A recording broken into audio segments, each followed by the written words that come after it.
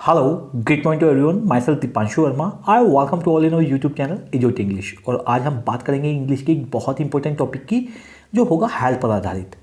आखिर हेल क्या होता है, हेल का प्रयोग हम कहाँ करते हैं, हेल का प्रयोग क्यों करते हैं और कैसे हेल से हम अंग्रेजी की बहुत सारे वाक्य सीख सकते हैं जो हम अक्सर डेली यूज में बोलते हैं। तो आइए चलते हैं where we are to use the hell and what is the use of hell. My dear friend, first of all I would like to tell you something about the hell that when you are to show extreme anger, when you are to use the hell, I mean hell denotes extreme anger। जब आप बहुत ही ज़्यादा गुस्से में होते हैं तब हम hell का प्रयोग करते हैं। hell का मतलब क्या होता है? जब आप बहुत ही ज़्यादा गुस्से में होते हैं तब आप hell का प्रयोग करते हैं। hell को कभी कभी नर्क भी बोला जाता है। देखो, बहुत ज़्यादा गुस्से के लिए आपने अक्सर एक वाक्य सुना होगा, go to hell. Go to hell का मतलब है भाड़ में जाओ। गो टू हेल का मतलब क्या होगा? आपने अक्सर ये वर्ड सुना होगा, go to hell, go to hell. तो यहाँ पर देखो, हेल का मतलब क्या है? भाड़ में जाओ। यानी कि हम अपने गुस्से को शो करने के लिए हेल का प्रयोग कर रहे हैं। अब देखो, इसके साथ मैं बहुत सारे ऐसे वाक्य लेकर आया हूँ जो आप अक्सर सुनते होंगे, जैसे कि इंग्लिश में हमारी भाषा में गुस्सा, क्रोध और असभ्यता को दर्शाने के लिए हम हेल शब्द का प्रयोग करते हैं। आपने अक्सर ऐसा सुना होगा, जब भी आप किसी चीज़ को देखकर बहुत ज़्यादा दुखी और बहुत ज़्यादा गुस्सा हो जाते हैं तो आप बोलते हैं what the hello, what the hello. क्या बकवास है, what the hell it is. ये क्या मुसीबत है। जैसे कि मान लीजिए आप कहीं पर आप बहुत ज़्यादा थक हार कर पूरे दिन काम करके शाम को घर में आए और आपने देखा कि आपके बच्चों ने एक पार्टी रखी हुई है और घर का सारा सामान इधर उधर व्यस्त है और आपने पूछा चलो मैं बहुत ज़्यादा थका हूँ, मेरे लिए खाना लाओ, और सभी बच्चों ने कहा हमारी पार्टी थी, हमने तो खा लिया, आप बाहर जाके खाओ, और बाहर की भी सारी दुकानें बंद है। तब आप कहते हो what the hell it is, ये क्या मुसीबत है। अब देखो, what the hell you are going. आपने मान लीजिए आपका कोई दोस्त है और आपने उसे मना किया है कि भाई वहाँ नहीं जाना, don't go there at any cost, किसी भी कीमत पर वहाँ मत जाना, क्योंकि वहाँ पर अगर आप जाओगे तो आपकी जान को खतरा है। फिर भी वो नहीं मान रहा है और वहीं पर जाया जा रहा है, तो आप कह सकते हैं what the hell you are going. तू कहाँ जा रहा है मरने के लिए, तू कहाँ जा रहा है नरक में। यानी कि देखो भाई, गुस्सा में आप किस तरह से वाक्य बोलते हैं हर किसी के लिए अलग हैं, तो उस पर नहीं जाना है, हिंदी पे नहीं जाना, don't go on Hindi, go on sense. समझ पे जाओ कि उसका भाव वही निकल रहा है नहीं। जैसे कि what the hell you are going, मैं बता रहा हूँ हमारे यहाँ पर इस सेंटेंस को हिंदी में कैसे बोलते हैं। हमारे जो बड़े बुजुर्ग हैं, जो हमारे बाबा जी हैं, तो वो इस सेंटेंस कैसे बोलते हैं, मैं कहाँ जा रहा मरने को, इस तरह से बोलते हैं what the hell you are going, why the hell you went. अब देखो, जैसे कि मान लीजिए आपके पिताजी ने आपको मना किया था कि भाई साहब उसकी पार्टी में मत जाना, बहुत बदतमीजी होती है, वहाँ शराब वराब पी जाती है, और आप वहाँ पे चले गए और आपको बहुत ज़्यादा शराब पिला दी और आप रात के 12 बजे आए और आपको बहुत ज़्यादा चोट लगी हुई है, आपका पर्स किसी ने चोरी कर दिया और आप जो है आपका फ़ोन भी किसी ने तोड़ दिया। तो आपके जो बाबा जी होंगे, दादाजी, मेरे दादाजी इस सिचुएशन में होते थे, तो कहते बट तू क्यों गया था मरने के लिए, तू क्यों गया था मरने के लिए। यानी कि गुस्से को प्रकट करने के लिए। किस तरह से आप वो गुस्सा प्रकट करते हैं, आप वो अपनी सेंस से समझ जाओगे कि आपके यहाँ पर उस सेंटेंस को कैसे कहते हैं। यानी कि मैं बस इतना बता सकता हूँ, जहाँ पर भी हेल आ गया, हेल वर्ड सुनते ही साथ आपको एक चीज़ तो अपने दिमाग में बहुत ज़्यादा अच्छे से बैठा लेनी है कि बहुत ज़्यादा गुस्से में वो बात कही जा रही है। Why the hell you went, but तू क्यों गया था वहाँ। What the hell you have done, you have done, तुम कर चुके हो। व्हाट द हेल लगा दिया तो बहुत ज़्यादा गुस्से में, बट तुमने क्या कर दिया यो। जैसे कि मान लीजिए पूरा का पूरा खेल ही किसी ने खराब कर दिया, what the hell you have done, पर तूने क्या कर दिया है वो, what the hell you are talking about. मान लीजिए आपने किसी से कहा भाई मैं बहुत परेशानी में हूँ, मेरी 5 मिनट के लिए बात सुन ले, लेकिन वो आपसे मजाक करे जा रहा है, तो आप कह सकते हो what the hell you are talking, but तू किस बारे में बात कर रहा भाई। इस तरह से बिल्कुल लहजा खराब या सभ्यता प्रकट करने के लिए। Who the hell you are, आखिर आप है कौन, आखिर आप है कौन। एक व्यक्ति है जो आपको बिल्कुल भी पसंद नहीं आ रहा है, लेकिन वो आपसे बात किए जा रहा है, आपको परेशानी दिए जा रहा है। वो कह रहा है कि मेरी तुम्हारी मासी के लड़के की बेटी के भाई का, बहन का, पति के छोटा भाई हूँ। तो आपने कहा who the hell are you, but तू है कौन। What the hell you did, you did का मतलब तुमने किया, what the hell you did, but तूने क्या किया। देखो, एक तो है वो प्यार वाला, ये तूने क्या किया, एक है what the hell you did, but तूने क्या किया। अंतर है दोनों में। एक बहुत ज़्यादा प्यार में कहा जा रहा है, एक बहुत ज़्यादा प्यार में क्या कहा जा रहा है, ये तूने क्या किया, और एक है what the hell you did, पर तुमने क्या किया, यानी कि बहुत कुछ गलत आपने कर दिया। तो इस प्रकार से हेल को आप प्रयोग अपनी इंग्लिश में कर सकते हैं। आई होप आपको बहुत अच्छे से समझ में आए हो। अब हम चलते हैं इंग्लिश की एक दूसरी स्लाइड पर, जिससे आप अंग्रेजी के रोजाना बोले जाने वाले बहुत सारे वाक्य सीखोगे। बस ध्यान से बने रहना। आपने अक्सर सुना होगा यू हैड बेटर अंडरस्टैंड। आपने बॉलीवुड की मूवीज़ में ऐसा अक्सर सुना होगा, जब भी आप बॉलीवुड की मूवी देखते हैं तो मैं आपको एक सीन बता देता हूँ। एक फिल्म है लाडला। लाडला लाडला फिल्म में श्रीदेवी होती है और अनिल कपूर होता है। और अनिल कपूर उसकी गाड़ी लेकर किसी वर्कर को हॉस्पिटल तक पहुंचाता है। वो अपनी गाड़ी में किसी छोटे आदमी को, सो कॉल्ड छोटे आदमी को बैठाने के लिए बहुत ज़्यादा नाराज़ हो जाती है। और वो उससे कहती है कि मेरी चीज़ को कोई छुए मुझे पसंद नहीं है। तो वो ना उस गाड़ी को आग लगा देती है और कहती है understand you had better understand.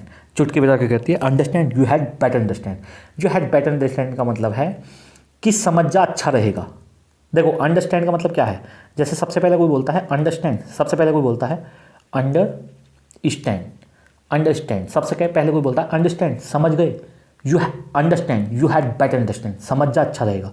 इसी तरह से देखो यू हैड बेटर और फिर वो वर्ब यू हैड बेटर गो, चला जा अच्छा रहेगा। यू हैड बेटर रीड, पढ़ ले अच्छा रहेगा। यू हैड बेटर रन, दौड़ ले अच्छा रहेगा। जैसे मान लीजिए आपका कोई भाई है और वो बहुत ज़्यादा मोटा है, बहुत ज़्यादा मोटा है और उसको मोटापे के कारण बहुत सारी बीमारी हो रही हैं, तो आप उसे कहेगा यू हैड बेटर रन, बस दौड़ ले अच्छा रहेगा।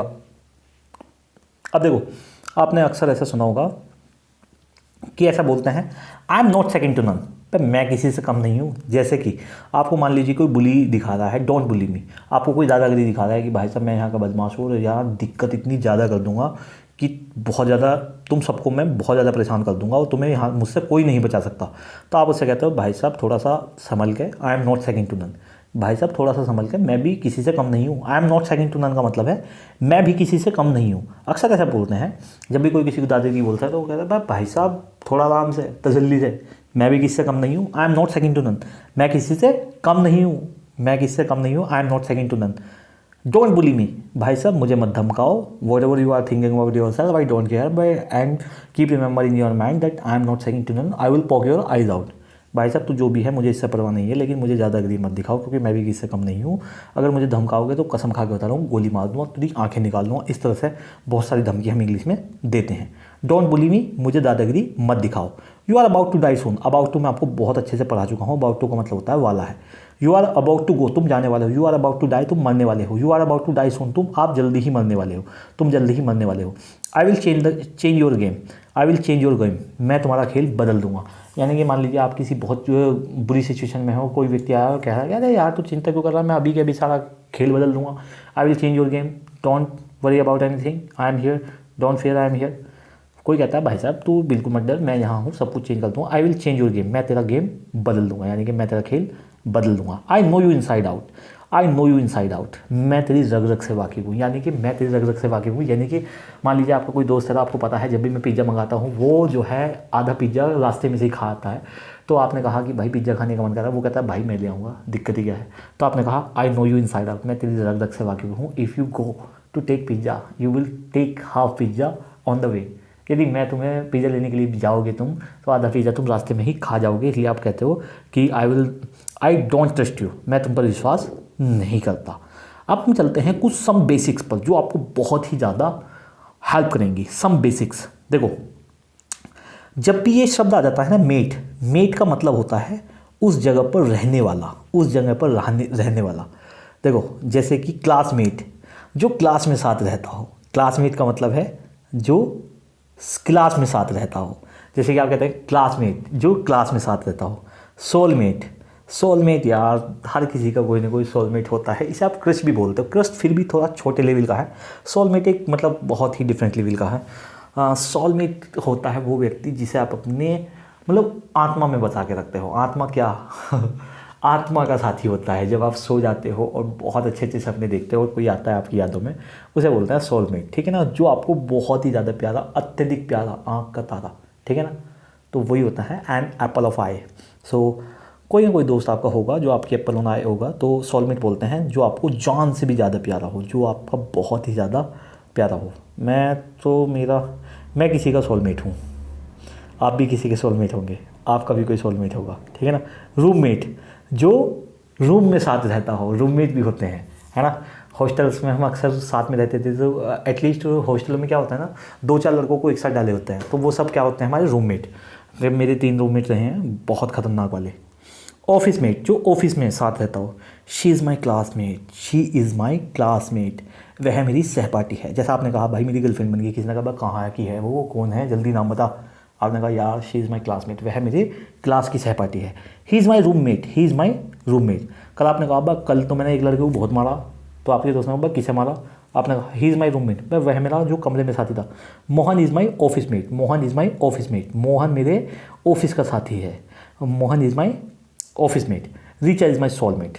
यस यार, कसम से रीचा एक लड़की है और मेरी बहुत अच्छी दोस्त थी और है, अभी काफ़ी दिन से कांटेक्ट में नहीं है। She is my really my soulmate, मतलब वो बहुत ही, मतलब I respect her so much, ठीक है ना। तो इस तरह से कोई ना कोई आपका सहपाठी हो सकता है, स्कूलमेट हो सकता है और सोलमेट कुछ भी हो सकता है। तो रीचा इज़ माई सोलमेट, वह मेरे सहपाठी है, सहपाठी थी, अब तो हम स्कूल में नहीं हैं। सो इस तरह से मुझे लगता है कि आज की क्लास आपके लिए बहुत ज़्यादा बेनिफिशियल रही होगी। और देखो, यदि आप वास्तव में सीखना चाहते हो तो देखो, प्रैक्टिस प्रैक्टिस प्रैक्टिस और speak speak speak. Don't worry, don't think about your mistake, that if you are making mistake there is no problem. Problem is that if you are not making mistake in speaking, because you are to speak at any cost. The more you speak, the more you learn, and it is said that if you double the rate of your earning, first of all you will have to triple the rate of your learning. And I know well that you don't learning because learning is a very very boring process, but my dear friend, once you start learning, you will get everything what you want in your life. So I hope it is today, it was a class for today. The rest of the thing we will discuss tomorrow. Have a good time. Bye bye.